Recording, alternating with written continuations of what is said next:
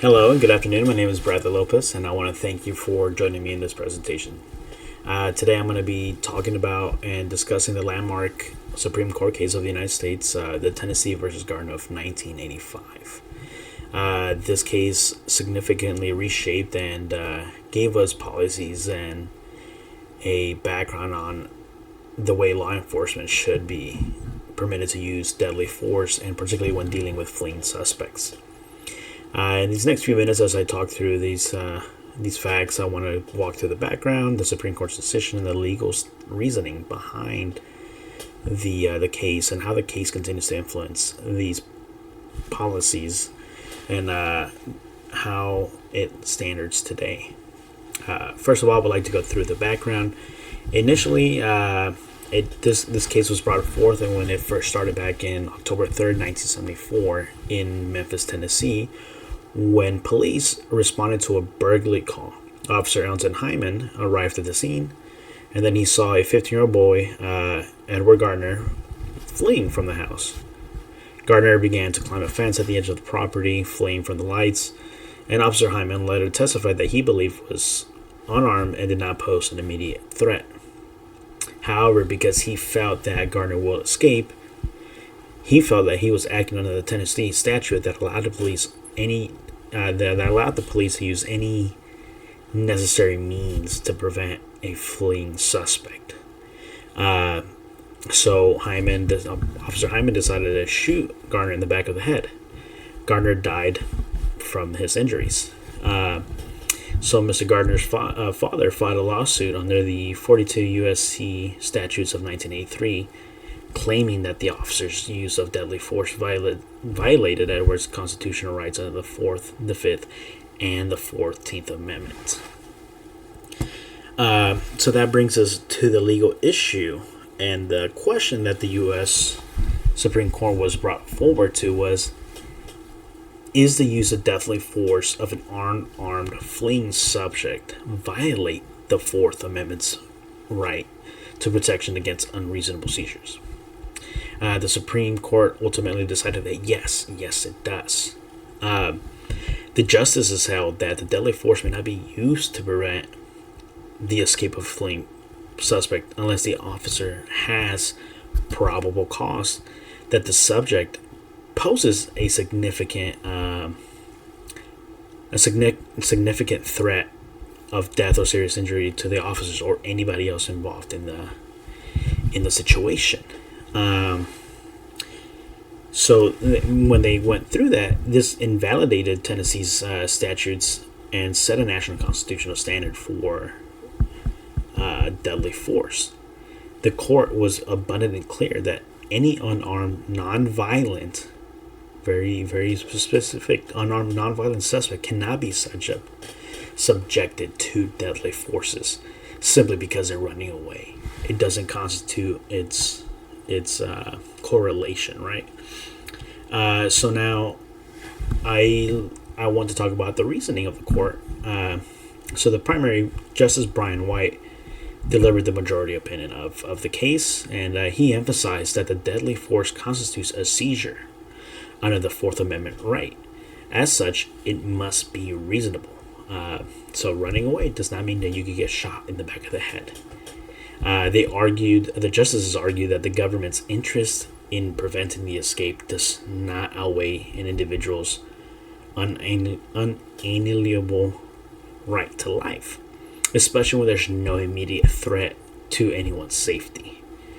In Edward Garner's case, there was no evidence that he was armed. There was no indication of violent offense and no immediate dangers to the officer or the public at all. This case didn't really completely ban the use of deadly force, but it did set a critical limitation that the deadly force is only reasonable when a suspect possesses a significant threat of death or serious injury. Anything less in the use of such force becomes a constitutional violation. Respectfully, right? So this impact, right, now this impacted the way police in all states could react to any type of event, right? So the Tennessee versus Garner on policing and criminal procedure was very profound. The police departments across the country were forced to revise their use of force policies. Many police departments across the country were forced to revise their use of policies, and many began to use the use of force continuum, which is a framework that emphasizes using the least amount of force necessary in any given situation. Training protocols were updated. Officers began receiving instructions on threat assessment, de-escalation, and constitutional limits regarding force. As noted by Doug Carmen and Hammonds in Criminal Procedure, this ruling redefined how courts evaluated deadly force through the lens of the Fourth Amendment. This case became the very foundation of many subsequent legal arguments and reforms related to excessive force. Tennessee and Garner continue to shape law enforcement and civil rights litigation to this day. The decisions often cited in very modern lawsuits against officers and when unarmed individuals are killed during police encounters. It remains a guiding precedent in civil rights brought under the section of 1983. It also inspired legislative reform. For instance, California passed Assembly Bill 392 in 2019, which codified much of the Garner standard into state law, requiring that the deadly force be used only when necessary to protect against imminent threats. So this allows a lot of people to avoid very many casualties. However, this kind of brought up arguments from critics that the enforcement is very inconsistent in its standards. Many officers avoid accountability due to the qualified immunity and discretionary decisions by local prosecutors. This has fueled growing demands for transparency, reform, and more consistent national standards.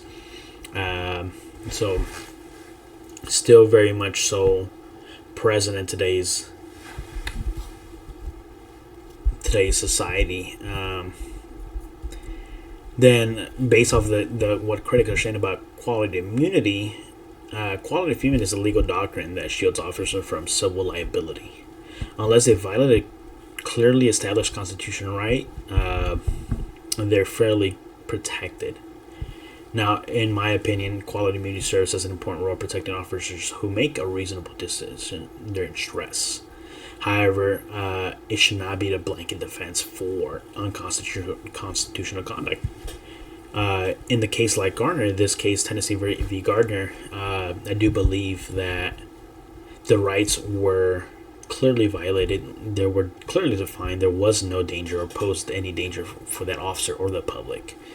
And so qualified should not really be used to avoid accountability that a lot of these officers require.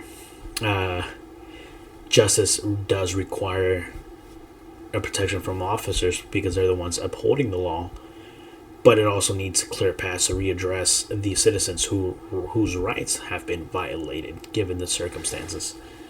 And so in conclusion, Tennessee versus Garner definitely is a cornerstone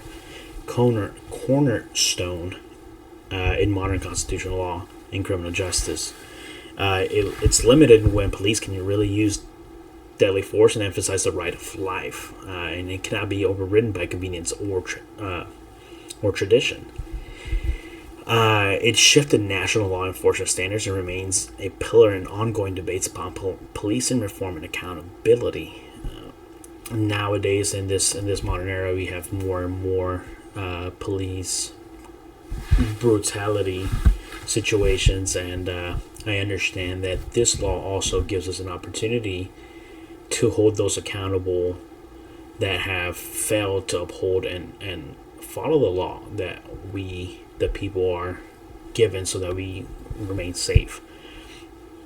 And so I think qualified immunity should also be revised as to what and who should fall within that given the circumstance between Tennessee v. Garner of 1985. Thank you for watching. I hope this presentation has helped you understand my point of view and what I got from the knowledge and the research that I did for local significance and the legal and social significance of our Supreme Court. Thank you.